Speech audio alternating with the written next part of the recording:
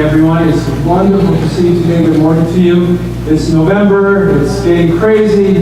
Hope you guys are, I'm sure you've started your Christmas shopping already, or Thanksgiving shopping, or whatever you have to do. Today I want to talk to you about courage. So we've been talking about power and authority that we have as Christians. There's one thing to know, the power that we possess through Jesus Christ. Amen? Amen. It's wonderful. It's an incredibly liberating thing to know that I don't have to have the status of someone who's just another person. God's incredible power that raised Jesus from the grave is also, it resides in me. Amen? But we need the courage now to apply this information, and it needs to take action and fruit in our lives. So I want to ask you this question this morning. How many of you guys grew up on a Sunday school at all? Raise your hands. All right, and some of you did. Actually, we have one of the best Sunday school pastors I've ever met in audience today. I'm not going to point her out, but she's sitting down right in the center behind Pastor Dan. Anyway, Pastor Joanna, it's really nice to see you. Anyway, now when I grew up, we heard all kinds of great stories. Actually, I didn't grow up, but I hear it. So let me just ask you real quick. When you think of someone brave in the Bible that you learned growing up, who is it? Just call it out. David. All right, who else? Daniel. Wonderful. Anybody else? All right, that's fine. I know the Bible alive. I don't want to put you on the spot. Okay. Yes, someone mentioned David. I love the story of David and Goliath. Okay? Because it's a story of this scrawny little guy, right? And he's not trained in the military arts.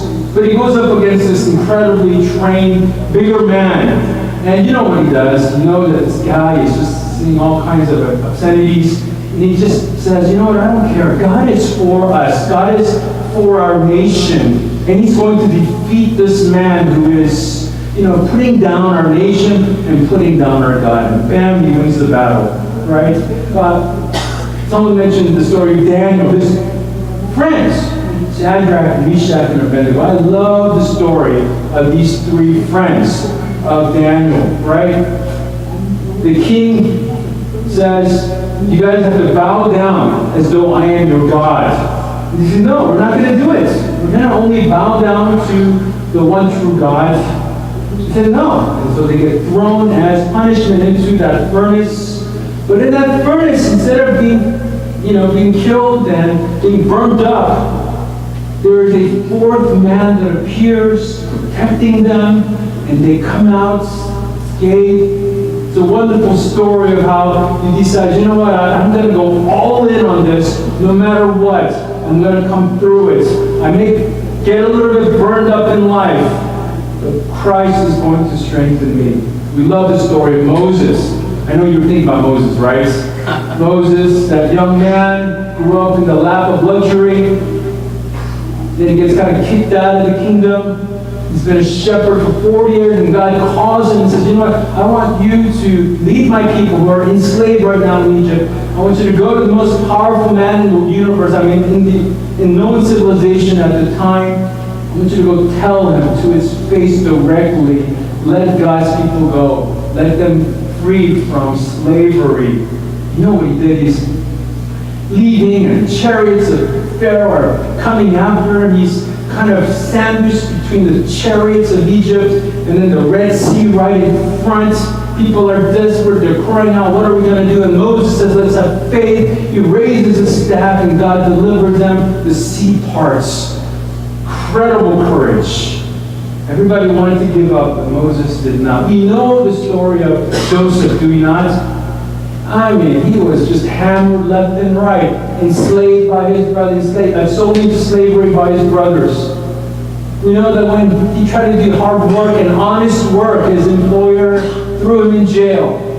And even in jail, he was honest and wonderful to his cellmates, and they turned on him. They didn't help him at all. But somehow through all of this, he stayed faithful to God, and finally in the end, God elevated him. He was courageous in his persevering through the darkest of times, decided, I am not going to give up. And my favorite story because I like action movies with a lot of gore and I'm sorry, I shouldn't say that as a pastor. You get the story of Elijah on Mount Carmel, right? One man of God, he's a conservative, and he's faced against 400 other 50 prophets, so-called of God, but they're actually prophets of Baal. And they have a challenge, one man against 500. My God is the real God. And all these other guys are jumping around, proving to everyone that their God is real. And Elijah says, no, I'm going to prove it to you. He does several tests, several things. And just at once, God delivers Elijah on Mount Carmel. You know, talk about a guy, again, who's all in. He stakes his reputation, his life, his faith. He says, all of you guys are saying one thing about God, but I'm here to tell you that what you're believing is wrong, my God is right. One man against hundreds. And he's all in. He stakes his life, reputation, his career, and God delivers him. That is courageous action, being available for God to use him. Do you remember, can I ask you this, do you remember as a kid when you felt as though you could do anything you could put your heart and mind to? Do you remember those days? Do you remember when you were young? I don't want to say naive, but you didn't know enough to just put it all on the line. You didn't have a care about the opinions of others. You knew what was right, and you were all in. You know, when I first became a Christian as a freshman in high school, August of 1990, I remember, oh my gosh, God forgave me. I didn't think anybody could forgive me. But the pastor kept saying, no, even for that, yes, even for that, God forgives you. And not only that, He loves you, Steve. And I remember going down from that retreat, and I decided to become a Christian and give my life over to Him. I remember going to church, and I said, you know, at my local church here, Petra Church, I want to help this community, and I want to help this church grow, and I want other people to experience what I experienced. I remember I was part of the welcoming team. I was a part of the folding bulletin crew. I was a part of the prep the prayer crew. I was a part of the cleaning the restroom crew. I was a part of the moving all the sound equipment crew. And then I was a part of the call the pastor Sunday night to make sure he's okay crew. I did everything. Why? Because I felt that I wanted other people to experience the joy of forgiveness and the joy that Jesus Christ had for all of us. And I remember those days. I still do. And there are times where every week I at times compare myself to now and to those moments when I was fresh, faithful, young, and vibrant. Now, I'm still young. I'm still vibrant, okay? But I'm just saying that things change over some time. What happens over time? People try to calm you down. People try to calm you down. Hey, calm down. Relax. It's okay. You've got an entire life ahead of you. There's no need to rush. And then we're kind of like, all right, I'll take it slow. I won't be as passionate. Everyone's trying to tell me to calm down. People that I respect. And you start to listen to them.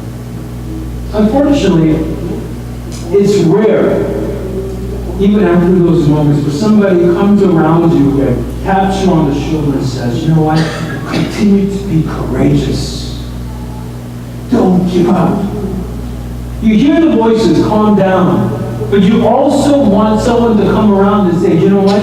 But be that person that God made you to be. Don't give up. Don't put aside your passion and enthusiasm. Keep that gust, that gusto, that boldness that you have. Don't ever let someone else take it away from you. You know what happens to most of us is that we go from this kind of state of being courageous to being careful, and then sometimes becoming cowardly because we're so careful all the time. And there's nothing wrong with being careful, because in that there's a lot of wisdom. But we've gone so far from being courageous now to the other side of the spectrum of not even trying or not even taking risks. And we know this for certain. Hasn't God done some amazing things in our lives? Amen? God has done some amazing things. You could look at our church. You see the lives of other Christians in the past. You read about them. You heard about them. You saw them. You saw people who modeled this type of life, or you saw the wonderful things that God has done through their lives. And then for you, you have similar dreams, and it gets squashed. Sometimes it gets squashed. You get disappointed in your own abilities. You get disappointed in your mentors or people who have gone ahead of you saying that no, that's not for you. And maybe at times you felt as though God squashed your courageous spirit opportunities. And you just kind of slid down that spectrum from being courageous to being careful, and now maybe even cowardly. There's no doubt that being responsible is very important. It's the act of wisdom, responsibility. But when it's so elevated, our courageous, sometimes spontaneous acts of faith and risk-taking get kind of brushed underneath the carpet. And we sometimes, maybe many times, we just say, you know what? Yeah, those remarkable things that God does in others, it's just not for me.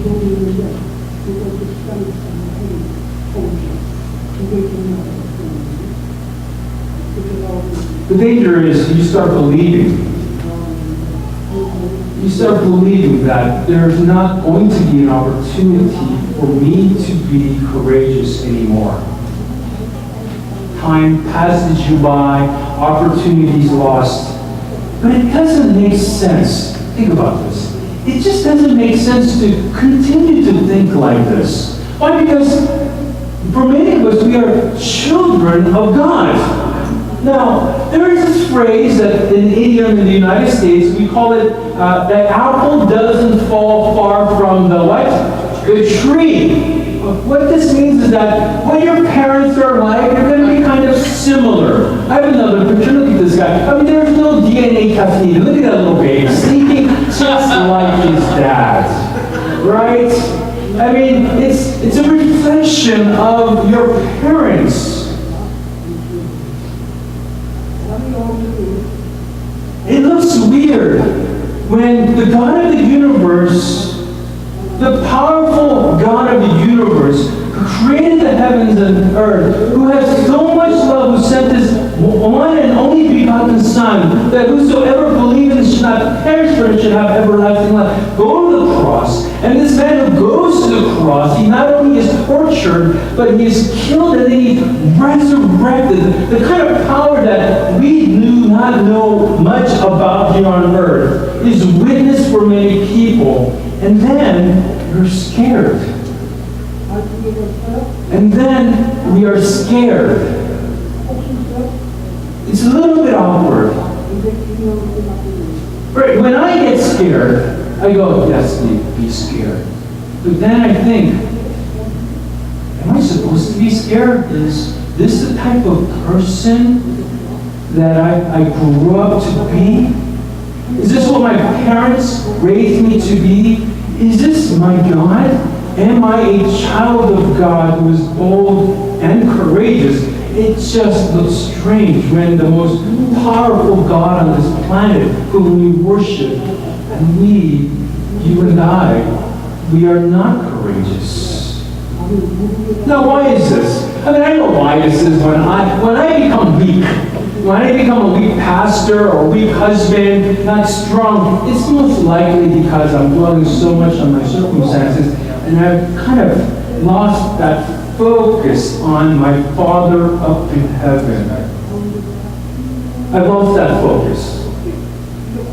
What I need to do is I need to go to that place in my life where the more I read the scriptures, the more I'm praying, Lord, give me the opportunities to prove the incredible, great God that you are in my life. I too want to be a part of that one point to be courageous for you. And followers of Yahweh, followers of Jesus Christ are marked with courage, amen?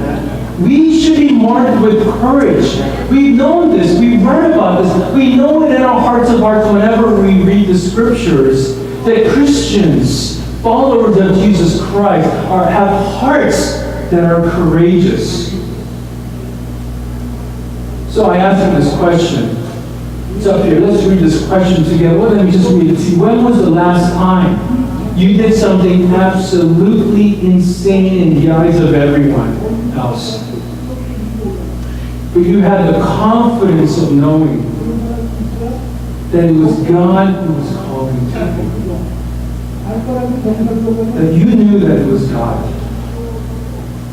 So the point that I want to share this morning with you, my first point is this. God compels courageous acts in us, in you. Amen? Yes. Let's repeat this. God compels courageous acts in us. One of the theologians in the 2nd century that I respect highly, he's the one that influenced the Trinitarian view of Christianity. He's kind of controversial because later on he kind of adopted a very charismatic, almost Pentecostal view of Christianity. But here's what Tertullian said. The Lord challenges us to suffer persecutions and to confess Him. He wants those who belong to Him to be brave and fearless. He Himself shows how weakness of the flesh is overcome by the courage of the Spirit. This is the testimony. This is the testimony. This is the testimony of the apostles, and in particular of the representatives administering the Spirit. A Christian is fearless. A.W. Tozer, another Christian author that I like to read, and I hope you can read some of his books as well, he says, let's face it, the whole level of spirituality among us is low. We've measured ourselves not by God, not by the heroes of our faith, but we've measured ourselves by ourselves. The incentive to seek higher plateaus in the things of the Spirit are all but gone. We've imitated the world, sought popular favor, manufactured delights, and substituted with the joy of the Lord. So we come to our story today, is the life of Caleb and Joshua. We know Joshua, maybe you don't know who Caleb is. Let me introduce to you one of my favorite heroes of the faith in the Old Testament, Caleb. In Numbers chapter 13, you know the story, we talked about it, Moses led the Israelites out of Egypt. And they're kind of fresh in the desert, and God brings them to this area. Numbers chapter 13 is called Kadesh Barnea, and it's a famous location. It's a place where they're about to enter into the promised land. And it's just a couple years in. They just came down from Mount Sinai. They've seen amazing acts already. So Moses says, let's go out and check out this land that God has promised to us. So he sends out 12 men, from each tribe, the best of the best, right? The elite of elites. They go out, and for 40 days, it says in chapter 13, verse 25, after the end of 40 days, they come back, and they start telling Moses their report from spying out the land, verse 25. And they came to Moses and Aaron, and all the congregation of the people of Israel in the wilderness of Paran and Kadesh. They brought back word to them and to all the congregation and showed them all the fruit of the land. And then he goes on to talk about how, hey guys, we can't take over this land. They're too big. Look at us. Look at them. Yes, indeed, the land is flowing with milk and honey. There's a bountiful thing, resources there, but we can't do it. They're too strong. And then the commotion arose. Moses, what is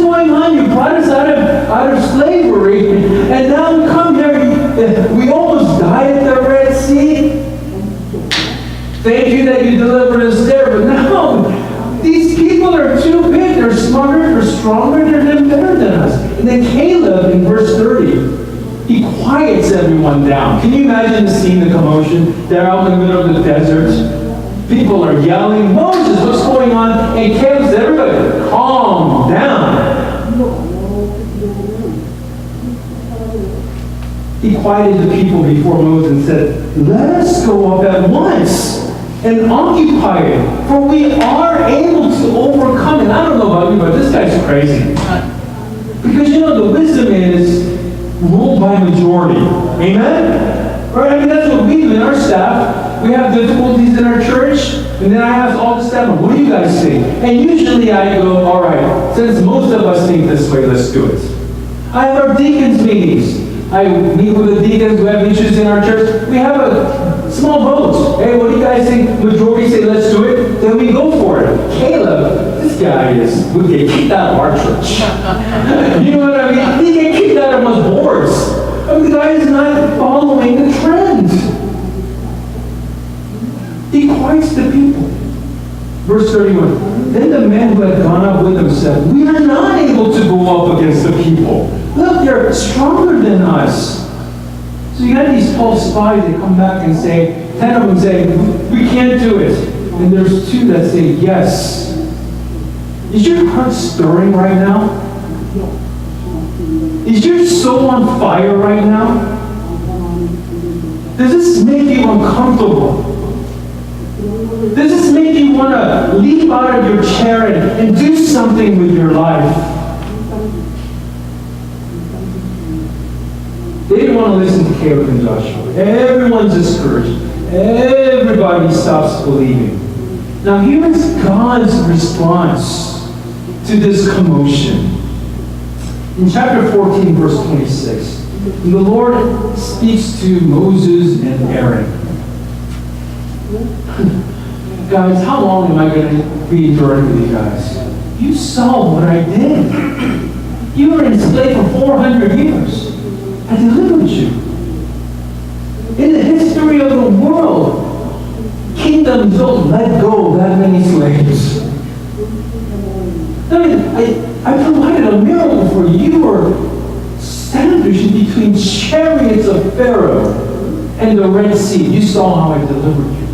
You saw that during the day when it was scorching hot, I provided sunshade of clouds to protect you from the heat. And at night when it was so dark, there was a full moon to give you a little bit of illumination. And he says, you know what? These guys that are complaining, they're not going to make it. All of them. Actually, they've been there looking at the country that I provided, that I want to provide for 40 nights. Then for 40 years now, they're going to be wandering in judgment. Their children, they're not going to suffer the consequences. They'll be able to go in. But everyone else, no. Because of the lack of what? Courage.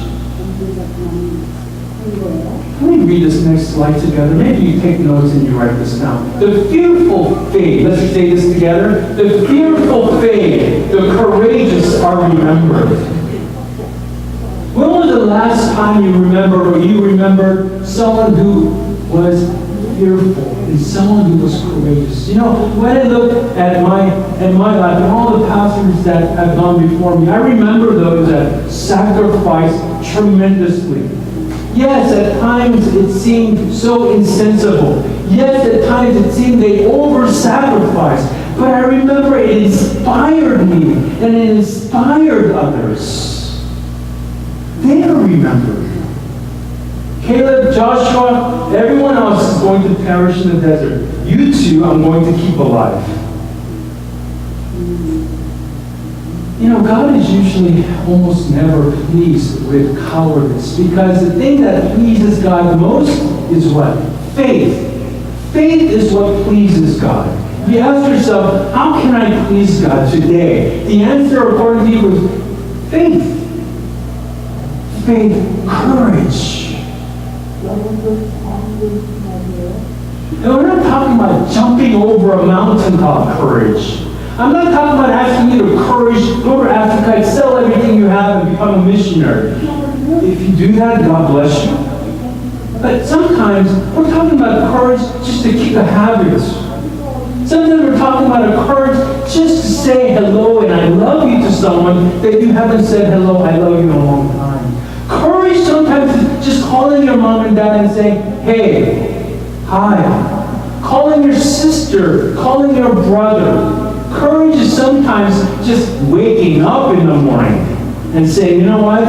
I'm so lackadaisical in this area of my life, but gosh darn it, it's not going to rule me anymore. I'm going to take a stand with my habits. I'm going to take a stand with my daily activities, and I'm going to take control over my life and do what God wants me to do. That's courage. So the question I have for you again this morning is, this week, today, will you be courageous or cowardly? Who do you resemble? Who do you resemble? The apple does not fall far from the what? The tree. Who are we? Who is your father? Do you resemble Joshua and Caleb, or do you resemble everyone else who is looking at the problems in their life? These guys are too big. I'm not qualified. I don't have the degrees they have. Right? I'm not as strong as they are. I'm not as good looking as they are. I don't have the resources that they have. I acknowledge all those things are very insurmountable. But there are times when you see people who overcome the insurmountable variables in their lives, and they do things that they should not be doing. They do things they should not be doing. Why is this? What makes that person do things that I should be able to do, but I'm not doing? And so, dear friends, let Caleb be our example this morning.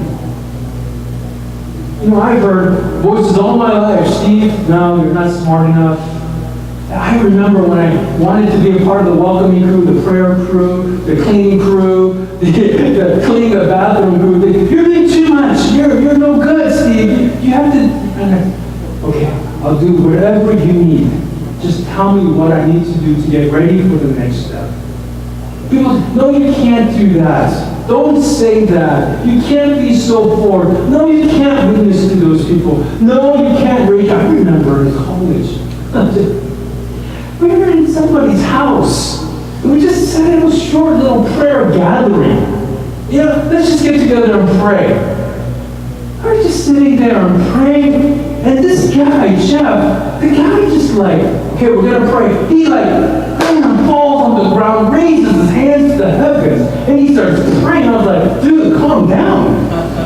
We're just praying here. This is not a revival service. I still remember that. What boldness he had. What surrender he had. Why? Because right after that, we were going to go witness downtown at 11:30 p.m. on a Friday night. I was going along. I was a college student. I had nothing else to do.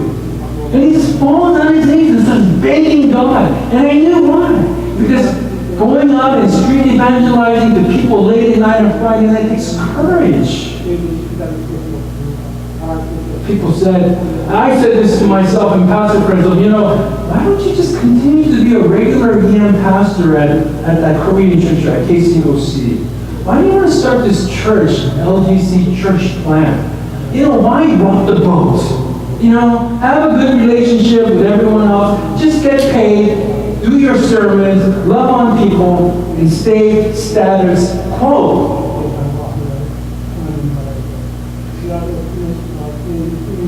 Meanwhile, my soul is trying to fight for the faith that I used to have. Meanwhile, I'm trying to fight for the faith I used to have when I was younger. When I had a little bit of naiveness, a little bit of courage, a little bit of, you know what, I know what you say, but I'm going to go with it anyway because God is calling me. Do you remember when you took risks? Do you remember when you decided to say something that was bodacious, but it is what God wanted you to say, to love on that person, to share the gospel? You remember those days? Please face it, we've all done some weird things in our lives that we regret, right? We thought we were being bold, and now we get slapped in the face. Oh my God, that was so stupid. Why did I do that? We've all done that. I've done that. I've done that many, many times. Do you know how many times I've been rebuked by my pastors? I can't tell you how many times I've been rebuked by my pastors, telling me, why'd you do that, Steve? I remember I went to go help put papers together for Bible study, and I kind of stapled it wrong. It was supposed to be page 1, 2, 3, 4, and I flipped one overside, and it was wrong. And I remember he sat me down. Steve, you know, the people think I'm the one that made this mistake. You're making me look like a fool. And I was like, sorry. Sorry. And you know, when that happens, it's slowly kind of chipping away at your desire to go out on a limb.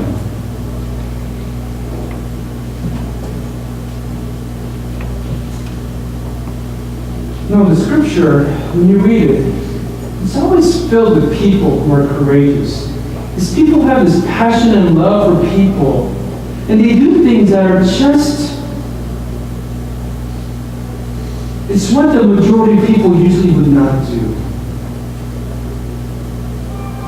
The scriptures, they kind of compel us to greater boldness. It's like a time when in the book of Acts, the apostles were in jail and they got out.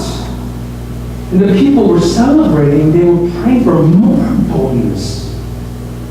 More boldness so they could preach the gospel in public, even though the Sanhedrin wanted to put them in jail.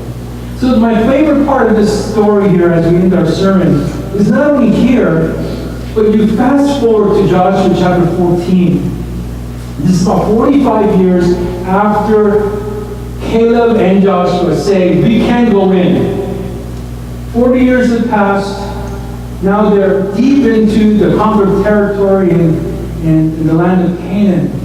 And Caleb and Joshua are old. Everybody has died. That moment in Numbers chapter 13 and 14, everyone has died. Perished in the desert or died of old age. And just as promised, Caleb and Joshua are the only ones alive. Verse 7, chapter 14 of the book of Joshua. This is Caleb speaking. I love this, because you want to hear how people summarize their life towards the end of their lives. Verse 7. I was 40 years old, Joshua, when Moses, the servant of the Lord, sent me from Kadesh Barnea. Remember you, me? We went out and spied out the land, 45. We were 40 years old. And I brought him word again, as it was in my heart. But my brothers who went up with me made the heart of the people melt, telling them they can't be courageous. They can't act out in faith. Yet I wholly followed the Lord my God. And Moses swore on that day, saying, surely the land on which your foot has trodden shall be an inheritance for you, your children forever. And now, behold, the Lord has kept me alive, just as he said those 45 years ago. He spoke the words to Moses, and now I'm here speaking to you. This is my favorite part of this section. I think I have it up here on the screen. Behold, I am this day 85 years old. I am still strong today as I was in the day that Moses sent me. My strength is now as my strength was back then.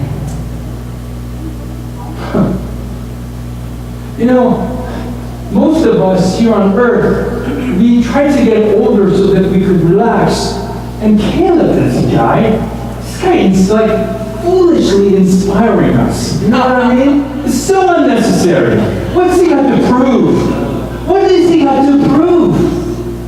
But he's like, you know what? 45 years ago, I'm 80 now. I am still strong. As Moses called me into war, I can go out even now.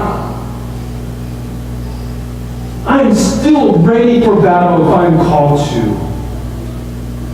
Dear friends, let us be courageous this week. It's not your age. It's not what you have or you don't have. There is this characteristic, a trait of certain individuals that inspire action and faith in others. I pray that here at Living Grace Church, our church is not filled with just a few, but many who have the spirit of Caleb to say, 45 years ago, man, I was jumping up and down for the Lord. Right now, I can leap over buildings. Nothing has slowed me down.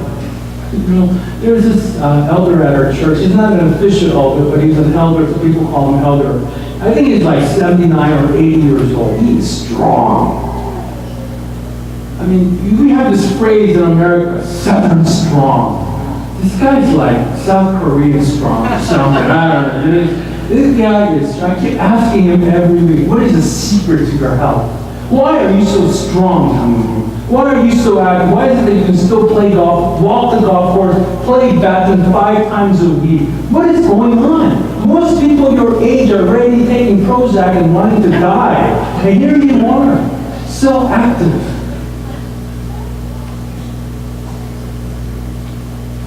You know, when a sermon is given like this, it requires us to make a stand. Amen? Amen. We can't just go home and say, all right, I'm going to be courageous. No, action is required. I'd like to ask you in the congregation, I don't know what you are facing. It could be some habits. It could be addictions. It could be relationships. It could be a friend that you need to speak to. It could be lifestyle.